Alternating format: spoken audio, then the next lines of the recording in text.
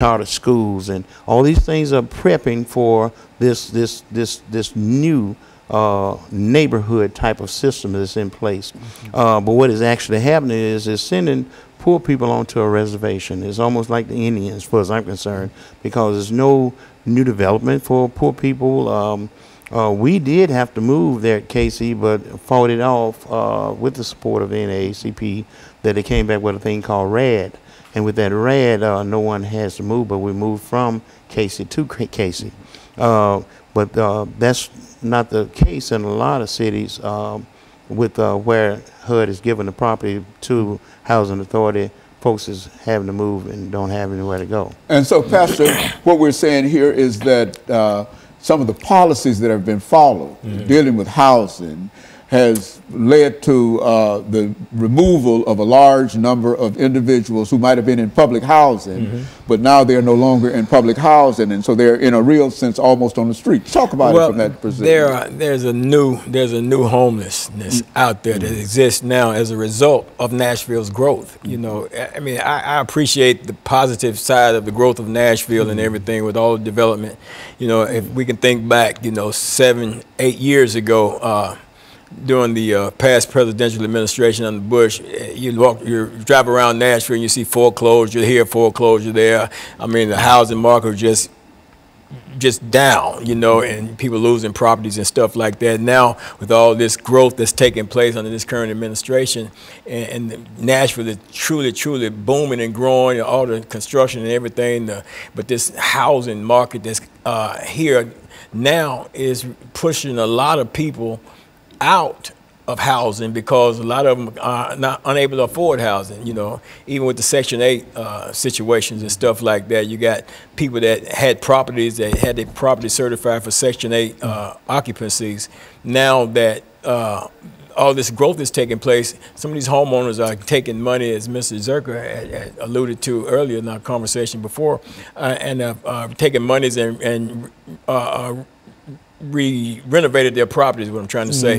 And as a result of that, they're getting market value for the properties, and so the people that would have normally rented those properties under Section 8, they're unable to find it. And I work with the homeless, and I've experienced people with certificates, Section 8 certificates, but cannot find housing. For the price of those certificates that they have. Yes, absolutely, because so many, you know, the housing market is just so high right now, you know.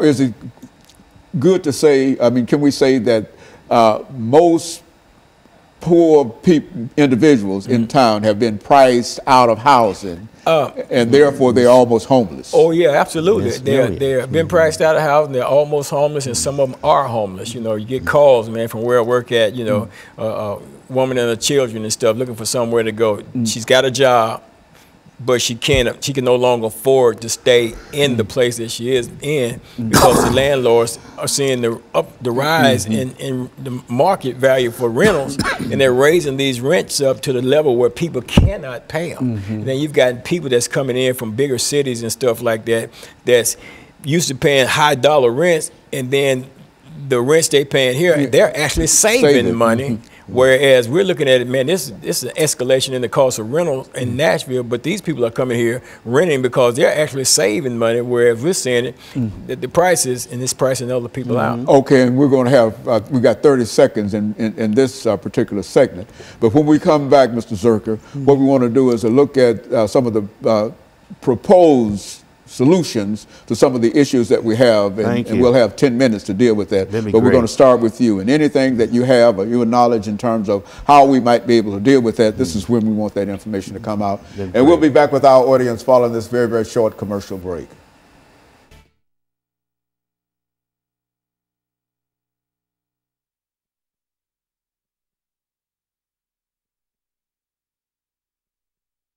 Section 8, which is a set amount of money that the government can pay. Yeah. If they give you $200 or $300 for an apartment, and you ordinarily could have taken care of that, but now that they go back for 5, well, what about raising the amount of money? Is there a possibility? No, it's even worse than that. Okay, they're not renting to a Section 8. Well, you hold it, hold it, because that's what we want. This is the time that we want that out. We're gonna have 10 minutes, and when we come back, you got 5 minutes to lay out as loudly and as fast as you possibly can. I'm gonna give you some solution stuff. That's what I'm talking about. Sir. Just speak up. Oh, I got you. I got you. 5 minutes, and then you grab the next 5 minutes, and you speak up, and we're gonna try to do this. I want to talk about the significance, because you said something about fighting against moving out, so they're moving from Casey to Casey. Yes, sir. And that's not been the case. Nowhere. The other places around. This is the only place. Really significant. It is. Okay. Well, anything y'all have to say about that? That was one. Got 10 minutes. That was one through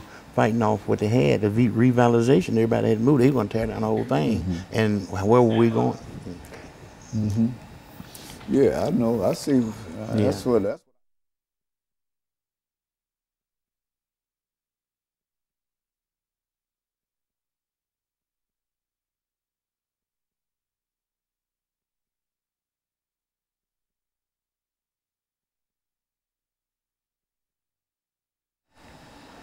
Thank you and welcome back to the final segment of the show today. We're talking about the growth of Nashville and how the housing population in Nashville. And Mr. Zirker, let's see if we can talk in terms of some of the solutions, in terms of some of the issues that we've already talked about. How do you see it from your perspective? Good. Well, this is a booming town. This is an it city. The revision of this city with all the major developments is here. They have a 25-year plan. The East Bank in itself, they're talking about 12,000 units. This is a whole lot of major development. There's no, if you look at the builders, the contractors, the construction workers, you don't see certain folk out there that are carpenters, plumbers, roofers, bricklayers, all the things that it take to build a house. You go around this town and you'll see that there's discriminatory faces. When I was coming up, they had high schools where it was, you came to school mandatory, but you could go to shop. You could learn how to be a plumber, learn how to do these other things. One of the solutions is to get back into some of that. They've got a thing where maybe you go to Job Corps through Martha O'Brien. I think that's one solution of it, but it needs to be a bigger thing. OIC you mentioned earlier, I was a product of OIC. I became a welder and a first-class welder overall, but that's a solution.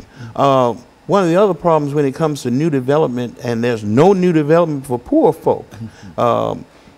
If you look around this city, with all these crane, I'll call it Crane City, with all the cranes that are going up for hotels and for all this new development, but there's no revenue, or should we say crumbs from the master's table that could trickle down in 2% or 3% that would help support new development for poor folk. This real estate here in the city is booming, and so the greed is preventing our new mayor, who was commissioner over the homeless for a spell before she became our mayor. I've shared with her my concerns, but they would spend so many $1 million on a sidewalk because of a child who mother put a little posting on it saying we need better sidewalks. They jumped right on that. When they talk about better schools, and even a superintendent, that they're willing to pay from $160,000 to $380,000 for a new superintendent. All these things are part of that rezoning and all things, but the solution still has to be for the least of these, because that's the Christian way, and in God we trust. And so the poor, yes, will be with us always, but we need to look at the poor and bring them along with us. The Section 8 is the slumlords. They're borrowing money and fixing up their places. Yeah, I think it was a place called Howard Garden. They advertised everybody's lease was not being renewed. That's going on all over the city too, because they're redoing their properties so where they can get that market value rent.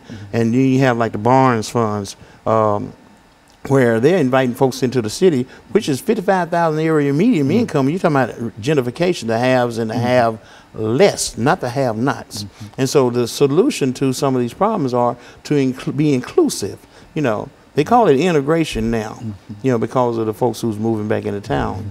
But it's still a gentrification. It leaves a large number of individuals who are not as wealthy or fortunate, as financially able, yes, and even Section 8, which at one time was able to sort of provide funds for individuals to rent out support that. these, yes, sir. But now they're not renting to them. And I would imagine, has the money in Section 8 gone up any in terms of the money is available, but and they're giving out vouchers left and right, but people are saying, I mean, you know, they come to me all the time. Where can I? Do you know where I can find a place to live? I'm saying, I'm sorry, that's a nobody problem. can afford, none of the owners. Well, they're not renting to Section 8 folks. Section 8 folks. They're renting to these folks, and they're being compensated 20% by the Barnes funds with the have less. You know, but what about the have-nots? The $9,000, $18,000 a year incomes. They can't afford this type of rent, you know, and they're being forced out too, by the way. Pastor Walker, speak to that. Yeah, you know, when you talk about the poor, and people need to understand, we're not talking about people just broke, don't have any money, you know, and we talk about affordable housing, you know, housing that people can afford. You know, you got a lot of people that are living right at the poverty line level or just above it or slightly below it, and people that are working jobs, Dr. Haney, and still cannot afford, you know, the high cost of rentals that's going, you know, as consistently and continuously begins to escalate, and people just can't afford it, so they're being pushed out. And then at the same time, you know, wages are not increasing, affordable housing developments are not going up, but every time you look around, there are more and more and more of the high dollar rentals. And what's going to happen when you get to a point where you got all this property out here, all these rental places out here, and you can't rent them because the people here are not making the kinds of monies that's needed to rent these places. And then, like I said, you're pushing a lot of people out into the streets, and they're becoming homeless, and they're working homeless. They got jobs. They're not drug addicted. They're not having some of the typical issues that people have when they're homeless. They're just people that can no longer afford to live where they're living. Even, you know, when you don't even consider Section 8, if you just take Section 8 off the table, you got somebody that's working and been paying their rentals and stuff like that, and not on Section 8 because they had a job that's paying enough money to be able to afford the places where they've been renting in the neighborhoods where they've been accustomed to living in. Now, with the changes in these neighborhoods and the high cost of rents in these neighborhoods, and you got so many people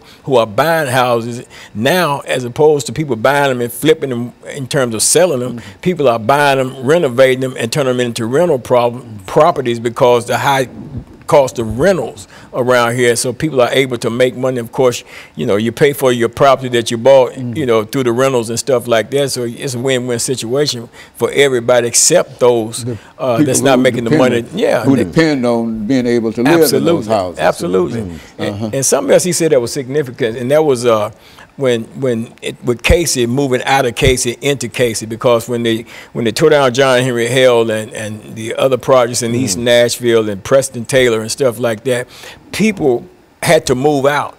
And then the criteria to get back in, so many of them couldn't move back in and had been living there for years.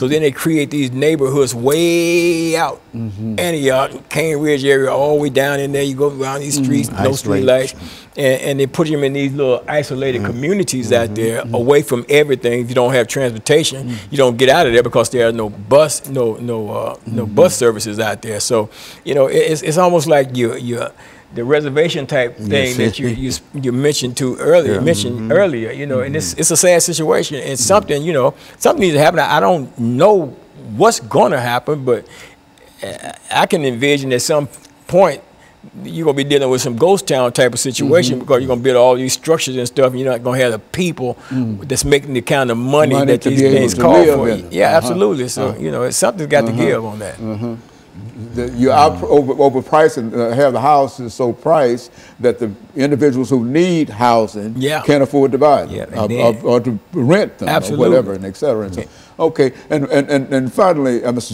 Zirker, we've got about a minute. Some final comments in reference to this. Well, as a final comment,